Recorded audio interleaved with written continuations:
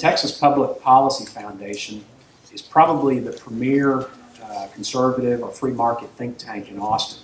These are the guys that really have the ear of a lot of legislators when it comes to governance issues at the Capitol. With us today is a representative at TPPF, and I want to tell you what they've done over there. TPPF is normally looks at all levels of government, but they've recently formed a new subgroup called the Center for Local Governments within TPPF. And our speaker today, Jess Fields, is working pretty much full-time in that area. And what's interesting about Jess is not only is he working in the area of local government, he is, until recently, a local government official. Jess was a council member in the city of College Station from 2010 to 2013, representing approximately 100,000 people in an at-large position. Jess is a graduate of Texas A&M University. He's owned a small business since 2007 and knows many of you in this room through his, I think you attended one of these workshops as a council member when you were doing this as your public service, a couple of them. Jess is, one reason I'm not really sure why he's here, he and his wife Courtney just had their first daughter, so I'm wondering if he's getting any sleep, and if he's a little bleary-eyed, you can probably understand why. He had a new daughter, Lacey. I hope he's got some pictures in his PowerPoint today because he's been talking about her and he's very proud. So let's give our attention to Jess Fields, and I know this is going to be an interesting topic. Thank you. Can you hear me? All right. I've got the wireless mic on because I wander around. So you'll have to forgive me if I wander a bit. Hopefully I won't wander into your space. Today we're talking about good governance. Well, first of all, I am Jess Fields. That was a very nice introduction. And I want to say we are a free market think tank. TPPF's been around for 25 years, a 501c3. We're a nonprofit, nonpartisan organization. We work on all kinds of issues from healthcare to prison reform, reducing the number of people in prisons and lowering costs, to all kinds of things. And of course now local governance as well, which is a very important issue. And I think recently a lot of people have realized that local government is more important than ever because we don't always feel like Washington is listening to us, right? And sometimes we don't feel like the state is listening to us. And so at the local level, I think citizens and elected officials, people like yourselves who really take the time to be involved, and I don't think most of you are getting paid terribly well for your time. I know we weren't paid in College Station, and so, you know, you really realize the importance of being involved in your community, and that's what we're talking about today. The Center for Local Governance, we hope we can be a partner in research and analysis on a lot of different issues and provide solutions that will be helpful to you guys as you try to figure out how to be most responsive to the needs of your citizens, because we recognize that every local government's different, every city's different, every county's different, everybody's got different needs. So good governance in the 21st century, you may have seen the title on the handout is Meeting the Challenges of Good Governance in the 21st Century. And good governance really is a pretty expansive topic, but today specifically we're talking about citizen engagement and information. With all the new changes in technology and all the new societal changes and how people expect their information to be delivered, you've got to be willing, as an elected official or a staff member, you've got to be willing to move your city towards modern technology and modern means of information transmission if you're going to keep up with the times, because your citizens are already there. And businesses are having to face those challenges, and you've got to be able to respond to those challenges. I know a lot of you are from small cities. Anybody who's from a city smaller than 5,000? Anybody?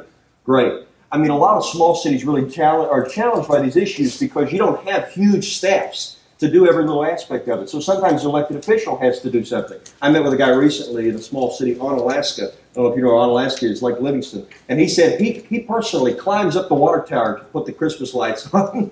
He's about 75 years old. A pretty spry guy named Roy Newport. But you have to face a lot more challenges, so hopefully we can talk about that. So you also have in front of you, you probably have a few of our papers. You have one that says draft on it. That is a paper that's not finished yet, but I'm writing it specifically to go with this presentation. We'll release it probably next week. It's going to contain some of the same ideas that are in this presentation. So first we're going to define what good governance is.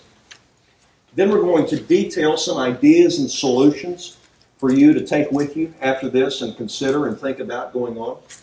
And then we're going to discuss our own experience. This isn't just going to be me blabbering at you, you know, this Aggie up here yelling at you. I don't think you'd be enjoying that too much, and I don't think I would even enjoy that too much. So I hope to have a little bit of dialogue with you guys about what y'all think works and some exciting ideas that y'all have come up with for yourselves. But first, let's define what good governance is. Now, I went to a lot of sources and I tried to find what does this actually mean? Because you hear this term thrown around a lot, good governance. But here's a pretty common definition, several things that seem to pop up most frequently. Transparency, that one is kind of the bedrock, regardless of where you look. You look at international organizations or domestic or whatever, transparency always seems to be something that's mentioned. You've got accountability, accountability measures, keeping things in check. And then you've got responsiveness, being able to respond to the needs of your citizens. You've got engagement, keeping them involved. And then process, having a good process, a sound process in how you govern. So really good governance is about people, right? It's all about people. It's about how do you engage with your citizens, how do you provide information to them, and how do they relate to you? Because, of course, as you recognize, being with cities, the lowest level of government, you understand that really at the end of the day, citizens are the reason why cities exist. You exist, they're kind of your customers, right? You exist to provide services to them, and they contract with you in a sense. They're voluntary participants in what you're doing. So now let's talk about a little bit of detail. Information, engagement, and we're going to go outside the box a little bit. But first we're going to start with information. On the information issue, the problem really is an information deficit, right? You think about your citizens and what do they often say to you? I don't understand what's going on. What are you guys doing? What are you saying? What does this mean? What's in this? What does this budget item mean? What is this program going to do? There's a hierarchy of knowledge in local government, in cities. And if you'll pardon me for a second, I'm going to spell that out for you. At the top, you've got God, omniscient, right? Knows where every paper is filed, knows where every employee is working at a given time, knows what you're doing in your off time. Then you've got staff. I almost put T&L in there, Bennett. I joked You're at the top. Yeah. Well, I was going to say, I joked with Cheryl. I almost put TML up at the very top, but then I thought, no, I'd be sacrilege. No, you've got your staff is professional, right? They're trained to do this. They understand how to run the day-to-day, every little task that goes on in your city. Every little thing that goes on, you've got your staff there for. And then you guys, you understand less than the staff, elected officials, but you understand more than the average citizen. You've got some training because you're working with the staff. You see what's going on. You see the process. You see the agenda, the items, the budget. And at the very bottom here, the public. So here's your information deficit, right? You've got your staff at the top. They're trained to do this. They understand more about this detail and everything than everybody else. And then you've got you guys, and then the public. Now, there's a little bit of a gap between staff and you guys, but you have direct access to the staff. The public doesn't always have direct access to your staff. And not only that, beyond that, there's a lot of space and understanding. But it doesn't have to be this way. So let's talk a little bit about how we can kind of get to fix that. All right. How many of you have one of these? Does anybody have a smartphone? Anybody? You're not still using flip phones, are you? Maybe a few of y'all. Some people may not have cell phones. They're probably a good choice, by the way, if you're using a flip phone. I had one of those Nextel phones for a while that you had to beep. It was like a walkie-talkie. The newest smartphones now, this is true, they're faster than the fastest computers from just 10 years ago. Now, what were you doing 10 years ago? You probably remember. When you think about what was the most defining moment in our lives recently, big thing, 9/11. This was after 9/11. Think about that. And those computers were pretty darn fast. But now what's in your pocket is even faster. And your citizens have those things, smartphones. And they have instant access to information. So just to give you, I'm a Mac guy, pardon me. This is a Mac.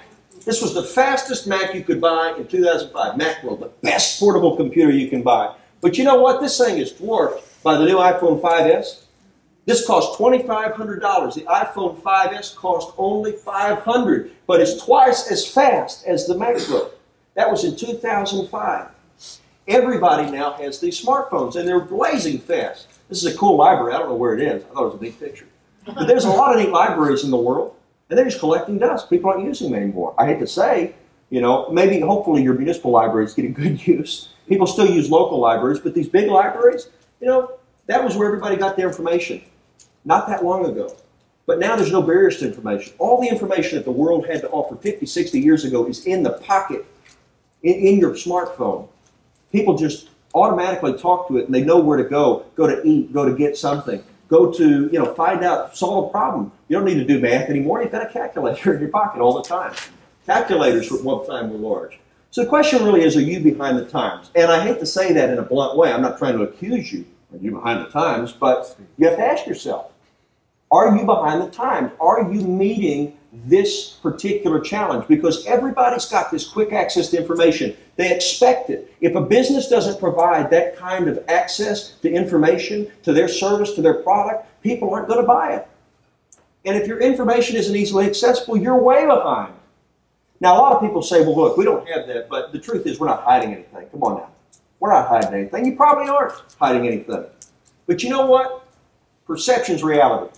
You know the smoke-filled room? People see this, and especially today with skepticism of government at an all-time high.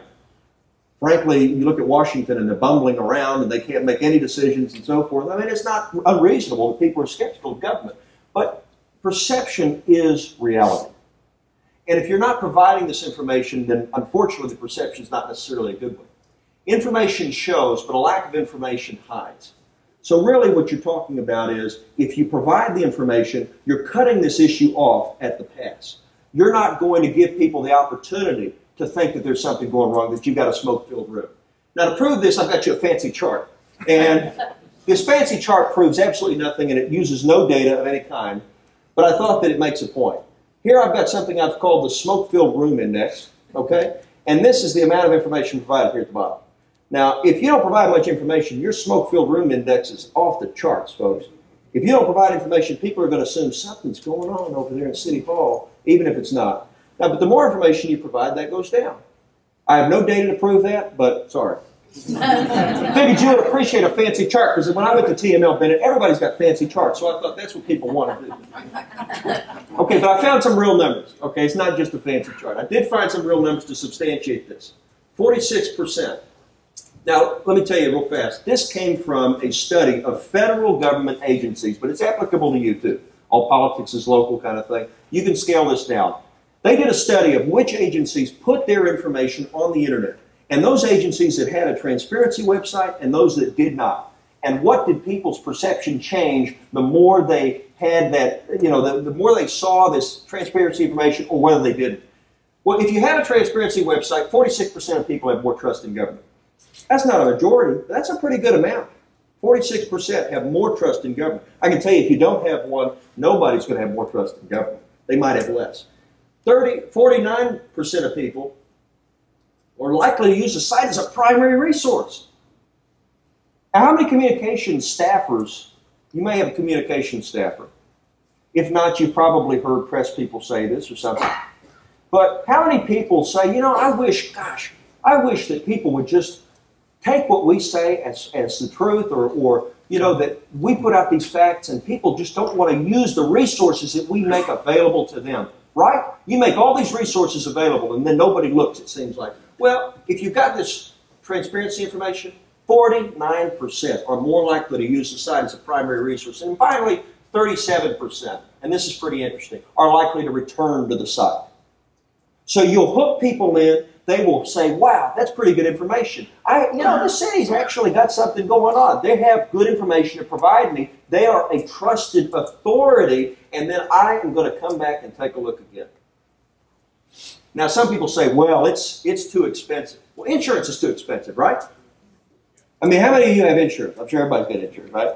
You've got home insurance, car insurance, health insurance, life insurance. Some of you have insurance on other things. Smartphone insurance. Exactly.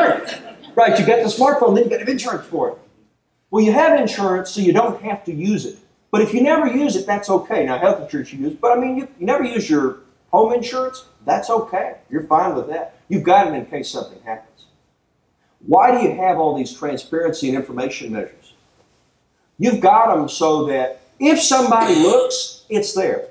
Nobody might look. You might have no citizen in your town of 2, 3, 4, 5,000. Maybe nobody cares. But if you put it up on the web, it's there. And you can say it's there. And when they ask that question, if that happens, or if you have a controversial issue, it's there. This is an insurance policy for good governance. People will know that it's there. And if they don't use it, that's okay. And by the way, on the cost, briefly, it doesn't cost anything to have a website. It doesn't cost anything to have a website. If you don't have a website, I'm not going to ask you if you have a website or not. But if you don't have a website, you can go on WordPress.com and get one for free. It doesn't have to be complicated. I've seen some pretty nasty looking websites. Some of y'all pay a contractor to get a website, and that's fine. But you don't have to do that. You can go make a little blog. Put up your agenda. Put up your minutes. It's not that hard. It really isn't. And then you can get a Twitter and a Facebook. We'll talk more about that in a second. But you can get this stuff for free. For free. TML can probably help you. I'm not going to volunteer TML services, but I would imagine that there's good examples out there of how to do this. And for goodness sakes, you know, I'll answer some questions for you on this if you want. So how do you do it? Well, here's a few different ways. You got a transparency webpage. That's number one. Then you've got financial reports you put on there. That includes, by the way, your CAFRs and so on and so forth. But your current tax rates, your check registers, your agendas, your minutes, your budget. And then if you get all that stuff, you can apply for and get this fancy little thing on your website, the Texas Comptroller Leadership Circle. Does anybody have the Leadership Circle on their city? You know, this is a really big deal because you can say to your citizens, we are the gold standard in transparency. All you have to do is put your budget, check register, agendas, and minutes online. It's not that hard. But it is something that makes you look, wow, you know, they really are doing something here. So a website, you need a website. Put your records online. A location, you need to have your stuff accessible in City Hall. Don't have it so far off site, just your regular kinds of things. I'm not talking about tiny little agreements from 15 years ago. I mean your recent budgets, your recent agendas. Have them accessible. If somebody walks into City Hall and they ask for it. And then your process. And this is the most important part. This isn't that hard if you make it regular. Make it regular. And what does that really mean? Make it regular. It means get in the groove. Oh, look, get in the groove. Make it something that's not hard. Make it something that when you have a meeting, your staff knows that we're going to put this online. We're going to put this agenda online. We're going to put these minutes online. It's just going to happen. It's a regular process. If you get into a regular process, it's not necessarily that hard. And if you're a real small town, maybe the elected official even can volunteer and help out with doing that. But it's not necessarily difficult to put these kinds of things online. It really, truly isn't. Just get in the groove. So now let's talk about engagement. We've talked about information. Let's talk about engagement. How do you involve the public in the decision-making process? Who's got an idea on that? Anybody want to offer something up? Somebody's got some idea. Put them on a committee. Put them on a committee?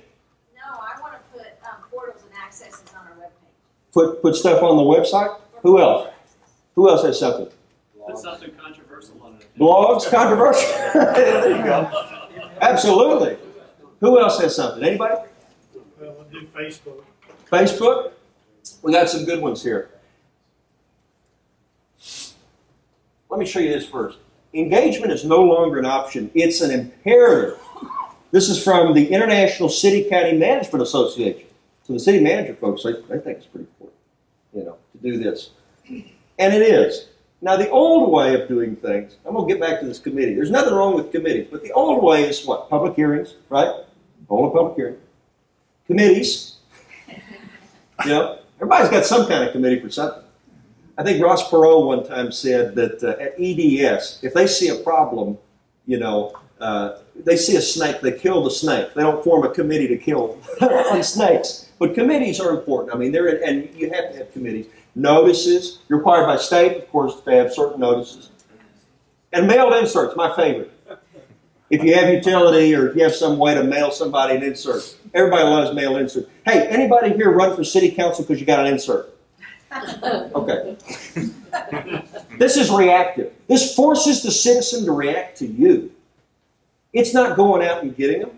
It's making them react to something that you're putting out there. And frankly, if we're honest, it's not always the most attractive thing that we're putting out there. So it's boring. In fact, I'm going to start to say it's crushingly boring. Crushingly boring. So we need to be proactive. not reactive. We need to go out there and get people where they are and bring them into the process. And so I found this really great way to describe it. It's one way. There's a lot of ways. You look online, there's all kinds of things. But it's called the Open Government Implementation Model. It's written by a couple of guys at this IBM Center for the Business of Government, which I would encourage you to look at. Really, really cool. Great resource, like TML. But they do a lot of studies on how government can relate to people and how you can solve problems. And here's what they start out with. Transparency. This is a 4-step process. We talked about that. That's the bedrock. Participation. That is not just every kind of participation, but participation specifically means it's something where you have a dialogue with your citizens. So you've got a Twitter, and they say, you know, I've got a pothole in my street. And then you can respond to them, hey, you know, we're coming to fix it, you know, next week or next month, whatever.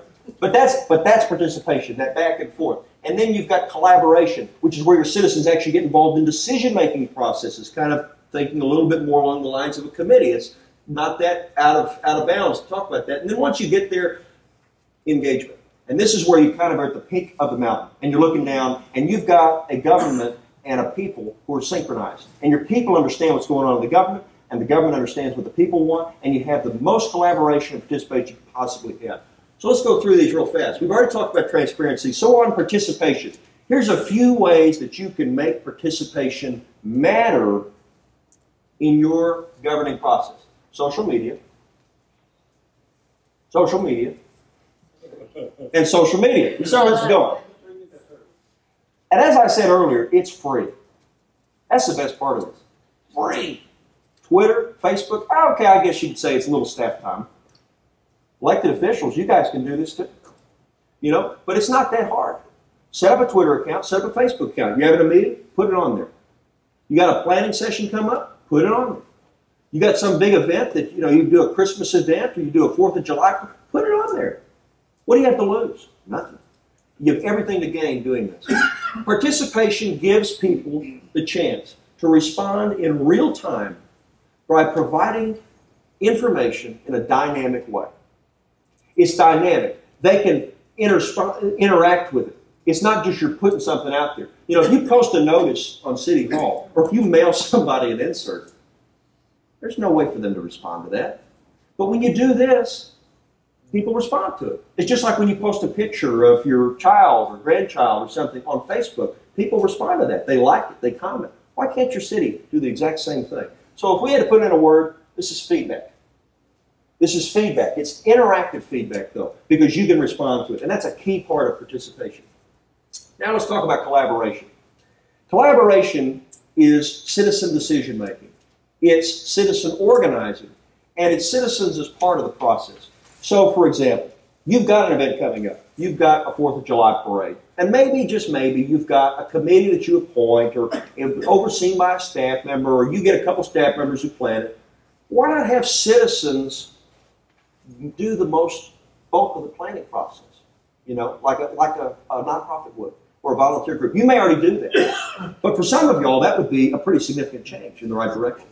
Another example is this. Citizen organizing. Putting things online and allowing people to respond in a dynamic way, like a Facebook event, for example. But allowing people to help you organize your events, organize your planning sessions. Another way to think about this is in the decision-making process, look at how you can get someone to interact with your creation of policy. So think about Google Docs or Wikipedia. You familiar with Google Docs, anybody, or Wikipedia? People can edit things, right? If you have a way that you can get somebody to participate through an editing process that you monitor still, you can actually get a large number of people involved in what you're doing without sacrificing the control over the quality of the process. Does that make sense? So if you get people online, you get people even in a committee, and you give them a little bit of real authority to help participate and put their imprint on something, they're going to do it. They're going to help you with that. And that's going to make a difference in how your citizens feel. Wow, I feel like they care about what I have to say because I can see the imprint in the process. This is allowing your citizens to be involved in deliberating on and making decisions, especially important decisions. If you've got a big project and you're just stumped on exactly what to do, or your council's at a dead end, by gosh, bring your citizens in.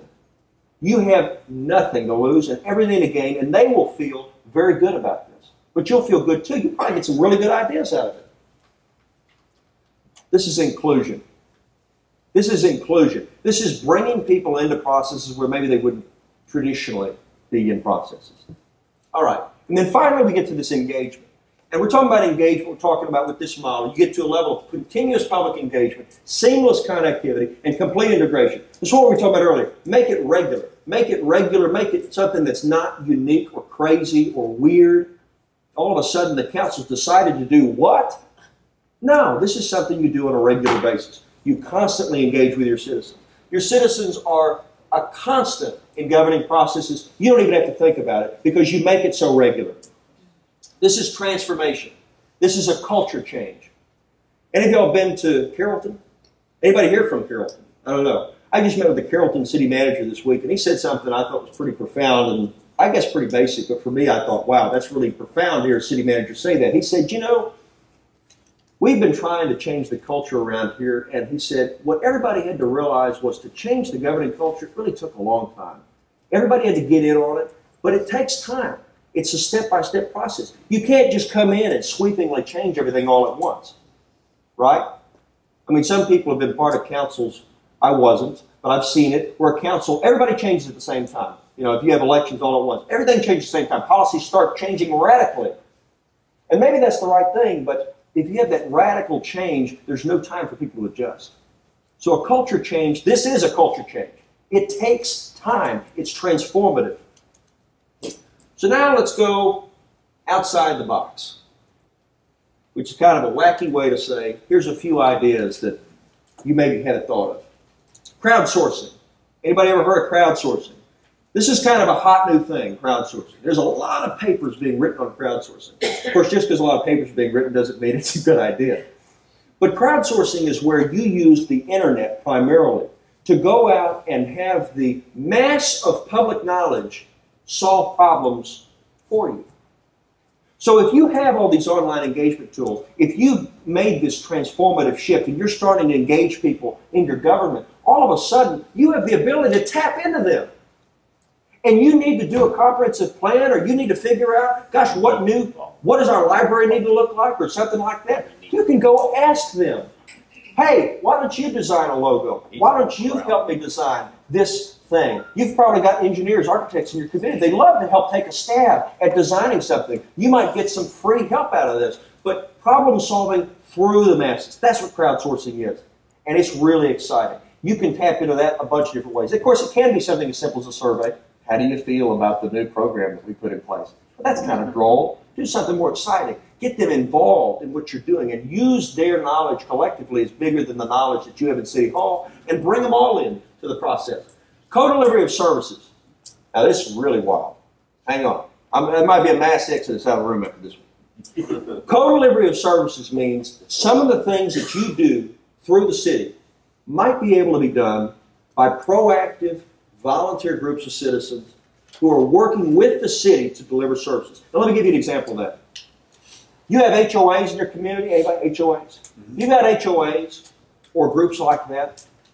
You know, you can bring them in to help you maintain your parks, watch your neighborhoods, see about code enforcement. You know, why does it all have to be done with staff? It doesn't. You can bring these folks in. I mean, when you think about school districts, the most effective school districts, and I don't do this educational quality stuff, but we have folks at TPPF that do, the most effective school districts have what? An active PTA. Your citizen groups can be involved in helping you deliver your services and helping you understand better what their concerns are as well. You can work together in that way specifically, and that's pretty exciting. Collaborative wikis. I mentioned this, but I think it's such a neat idea. If you put something online and you have an ability for people to edit it, and then you can see who's edited it, and you can reverse the edits so that something doesn't change irreversibly, right? If you have the ability to do that, that's a way that people can actually help collaborate on your planning processes, on your big documents. You know, they can help you write part of your comp plan. You know, I tell you, a lot of comp plans, if you look at a comp plan, it's usually got neighborhood portions of it, right? Maybe you got a neighborhood plan, this neighborhood, that neighborhood. Why not have the people from that neighborhood collaborate in a way that they can see each other's edits, collaborate online, the city administers it, your staff member administers it, and then you've got this document that everybody's got an imprint on, and they can say, yeah, that was my sentence. That was my word. I mean, it sounds silly, but what do people get involved for? They get involved because they care about their community, and they can see that imprint on it. It's going to make a difference. They're going to feel more engaged, and that's going to make a big difference in how you govern. So the big question is, are you willing to be innovative? This isn't that crazy of stuff, right? I mean, we're not earth-shaking here, but it is in the sense that government tends to move a little bit behind the rest of society on certain things. And in the technological realm, a lot of governments have. I'll tell you one more story. I was in a city of 1,200 people, and I asked for the budget because I was wondering how much they spent on this relative to other cities in the same size range. I tell you, getting the budget was like pulling teeth. This lady was so upset, and she didn't want to give me the budget. And, you know, I was okay with that because I understood. It's like this outside guy comes in, asks for the budget. It's kind of okay. But if a citizen had done that, what would the impression have been? Wouldn't have been a good one. So you've got to be able to consider that everything you do has its implications. And as I said earlier, perception is reality.